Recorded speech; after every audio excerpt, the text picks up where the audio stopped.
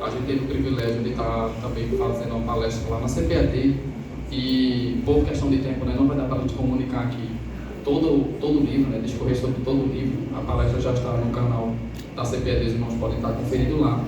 Meu objetivo, na verdade, é duplo, né? Primeiro, falar de tal importância, falar da importância que é a reforma, né, já vista que mês passado comemorou-se aí 507 anos, né, aniversário da reforma, e às vezes nos passa despercebidos.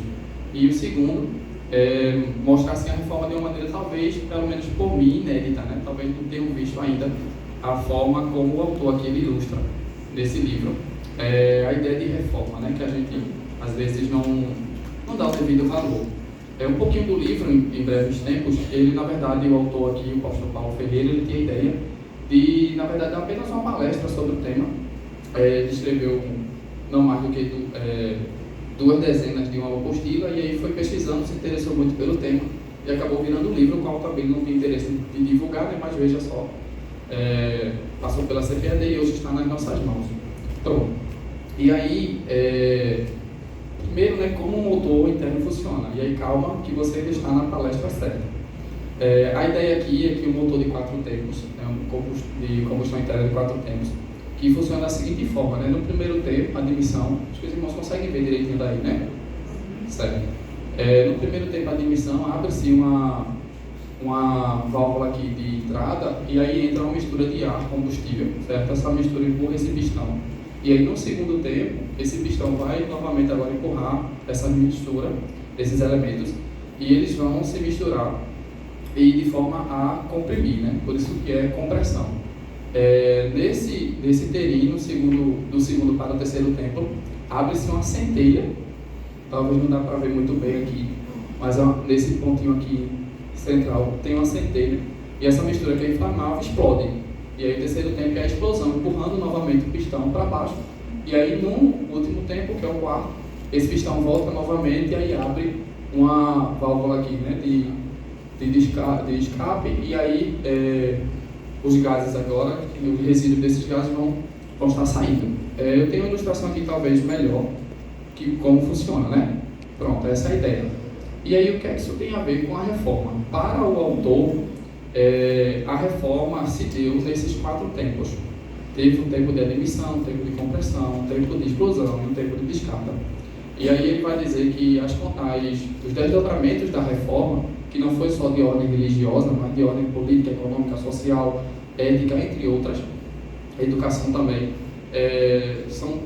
foram o que veio depois desse motor estar em funcionamento. Ele dedica os 2 primeiros capítulos dessa obra, a qual a gente dedica muito, para escrever sobre isso. E aí nosso objetivo é mostrar esses 2 capítulos.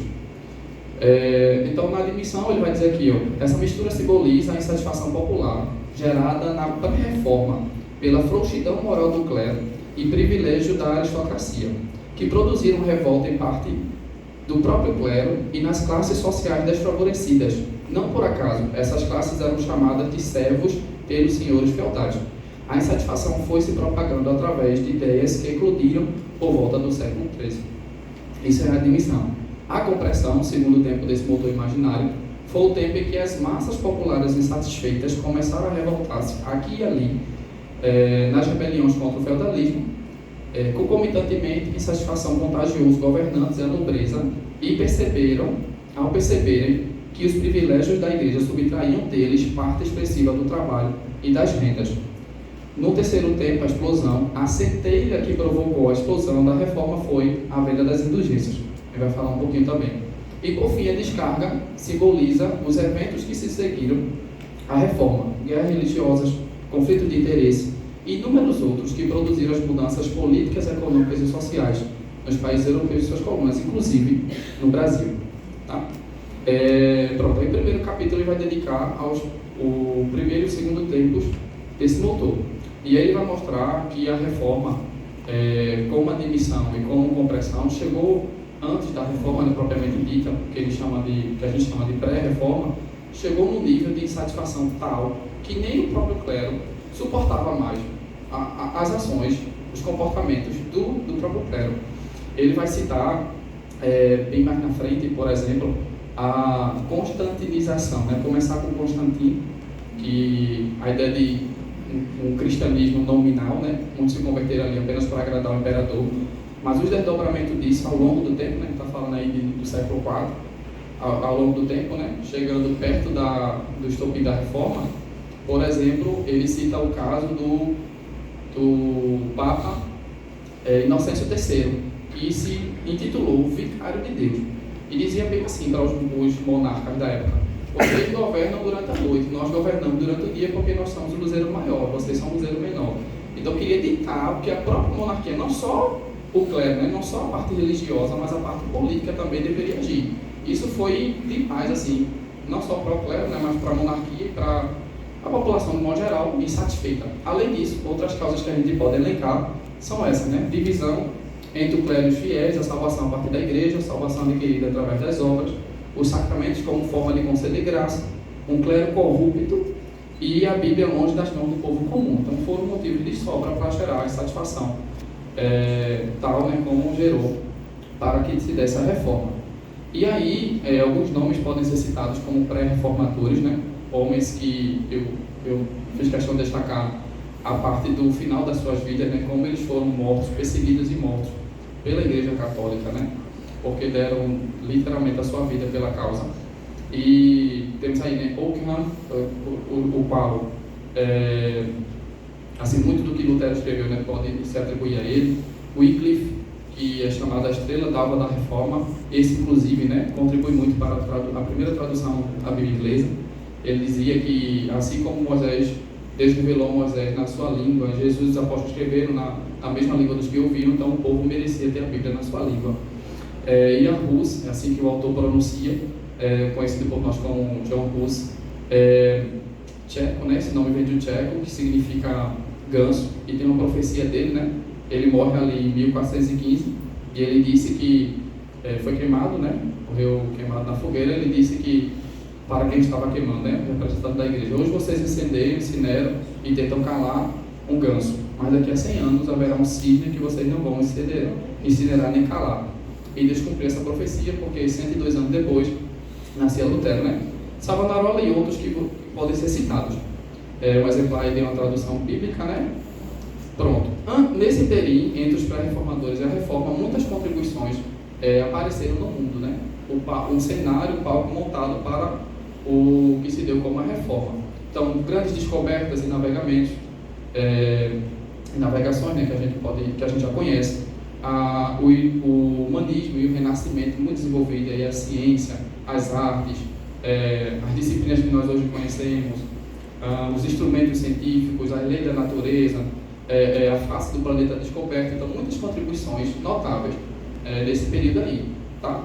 Mas sem dúvida, e aí já entrando no segundo capítulo do livro, sem dúvida o estopim da reforma foi a indulgência, né? Na época de Lutero, esse representante da igreja chamado Tetzel, ele agora, a mando da igreja, né, começa a vender praticamente a salvação. Ele tinha uma máxima que dizia que quando uma moeda cai na salva, né, uma alma sai do purgatório. Você crê num negócio desse? Diga misericórdia, né? Pronto. Temos pentecostais aqui, que bom. E esse foi o motivo pelo qual o Lutero vai afixar na igreja, né? Ele prega, a ideia de pregar literalmente ali, né, nas portas da igreja de Wittenberg, as suas 95 teses. Algumas, o livro ele traz um apêndice para cada uma dessas teses, tá? Eu trouxe algumas aqui, eu não vou ler, vocês podem consultar o livro depois, tá? E Lutero dispensa comentário, né? Nós temos diversas obras acerca do próprio Lutero. A reforma não se resume em Lutero, mas Lutero muito, né? Na verdade, começou e contribuiu, pode chamar de reforma de protestante por causa dele, tá? O autor também vai falar de Calvino, lógico, mas não só ele, né? Muitos, assim como tiveram seus antecessores, os pré-reformadores tiveram os seus sucessores, e ele vai citar muitos nomes que são conhecidos, né, da gente: Zwinglio, Simmons, Melanchthon, o Townsend e os irmãos Petri e outros, que ao longo de toda a Europa e todo o mundo conhecido de então, né, contribuíram para a reforma da igreja, tá? Calvino, como eu disse, também é outro que dispensa, né, comentários. O tradutor da Instituta que está traduzida em português, né, vai dizer que Calvino é o maior reformador. Aí fica a critério, né, de quem compra essa briga aí, se é Lutero, se é Calvino. Bom, eu senti uma crítica do autor do livro, talvez natural, né, haja visto que ele é de outra linha, contra o calvinismo e os reformantes, né, os reformados. Ele fala dos huguenotes, né, os reformados franceses, e ele vai dizer, ele vai contar, né, que a teologia inicial dos reformados era de prosperidade material. Isso levou muito do catolicismo para o protestantismo, né, nos primórdios ali da reforma. Bom, mas aí não só em questões religiosas, a reforma contribuiu muito, em especial para a questão de educação secular. Os reformadores, eles investiram e contribuíram muito para o que a gente chama hoje de educação de fato, né, devida. E com base, né, nos textos da Escritura, quando o justo se engrandece, o povo se alegra, mas quando o ímpio domina, o povo suspira. Com a reforma, o povo não só se alegrava, mas também prosperava. A igreja detinha todo o conhecimento. Só o clero que podia ter acesso à educação, à leitura, e os reformadores vieram quebrar com isso, né, e a educação foi difundida. Aí um ponto positivo para a reforma, não só no sentido religioso, mas aqui na área educacional. Além disso, né, claro, nem tudo são flores. Enquanto uma das medidas da reforma, né, foi de fato trazer uma reforma à igreja, e muitos do clero, né, viram a sua corrupção, viram que estava errado e tentaram voltar ao caminho do Senhor, ao caminho das Escrituras e arrepender de seus atos, de suas práticas. Por outro lado, outros surgiram contra a reforma, né? Contra a reforma protestante mesmo, no sentido de até perseguir e matar muitos dos protestantes. E aí surge a Inquisição, né? Você acha que isso é mito? Procure saber, porque o que não falta é fontes confiáveis na internet de pesquisa, de instrumentos de tortura e tanta coisa vil e terrível que os protestantes passaram naquela época por mãos da Igreja Católica. E aí termina esses 2 capítulos, né? Ele termina aí, mas aí ele tem mais 4 capítulos, ele vai discorrer muito, mas muito, sobre as contribuições da reforma, né? Não só, como eu disse, repito, de ordem religiosa, mas em várias outras áreas, tá? O que é muito importante. Ele chega até, isso é importante de se falar, a mostrar os desdobramentos daqueles contra a reforma, que inclusive veio a atingir o Brasil, surgindo movimentos de ordem comunista, de ordem socialista, teologia da libertação, feminismo, as ideologias que vieram desse movimento, né, de tantos partidos comunistas que nós temos hoje. E ele mostra que as origens desses movimentos estão atreladas àqueles opositores à reforma. Então veja como é importante você estudar a reforma para estudar e saber, né, a origem por trás de tudo isso, de todos esses males, diga-se de passagem, né, que é uma verdade, de todos esses males para a sociedade contemporânea que é hoje. Então, quando você estuda isso aqui, em especial, né, como o autor aborda aqui nesse livro, você vê que é impossível, não tem como conciliar um cristão com essa visão comunista, socialista, feminista, de teologia da libertação, de um comunismo danoso, como ele apresenta aqui, não tem como, tá? E aí você estudando essa história, né, por trás aí da reforma e dos contra a reforma, nos ajuda a entender melhor isso, tá? Só para destacar, né, eu não poderia deixar de trazer um ponto aqui do capítulo 5, que ele vai falar que aquele motor que ele ilustrou no início, né, os 4 tempos da reforma, conforme ele apresentou aqui, ele recebeu um turbinado, vamos dizer assim, nas palavras do autor, né? É como se aquele motor ganhasse um turbinado assim, ficou turbinado quando do pentecostalismo. E aqui não é puxando sardinha, tá, nem vendendo peixe, tá? O próprio autor ele vai deixar claro que isso parece estar na mente de Lutero já, tá? Ele vai dizer que Lutero não teve tempo de desenvolver isso, mas da forma como Lutero escreve, parece muito claro. Ele, na sua tese de número 37, ele vai dizer assim: qualquer cristão verdadeiro, seja vivo, seja morto, tem participação de todos os bens de Cristo e da igreja, por dádiva de Deus, mesmo sem carta de indulgência. Você sempre percebe as teses, né, contra as indulgências, né? Mas você percebe aqui também a ideia de o que é que ele quer dizer com esses bens da igreja. Aí o autor entende aqui que é sem dúvida uma menção aos dons do Espírito Santo.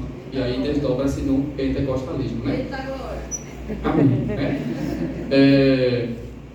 E é isso, né? Então, a partir de então, ele vai mostrar também, né, como as diversas denominações vieram também com uma contribuição assim da reforma, né? E aí temos aí diversas denominações, né? Talvez você se enquadre em alguma dessas aqui ou não, né? O que importa é que a gente seja irmão e vá morar no céu. Mas como é importante você conhecer as origens, né, do que você entende hoje por denominacionalismo, tá? E é isso. Como principais fundamentos da reforma, ele vai destacar, né, com certeza, os princípios do qual a reforma deixou bem claro. Só a Escritura, só a graça, só a fé, só Cristo e só a Deus toda a glória, né?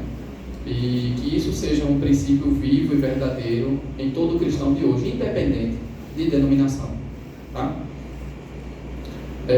Como apêndice do livro temos aí esses artigos que a gente indica muito para a leitura dos irmãos, tá? E é isso. Deus abençoe a todos.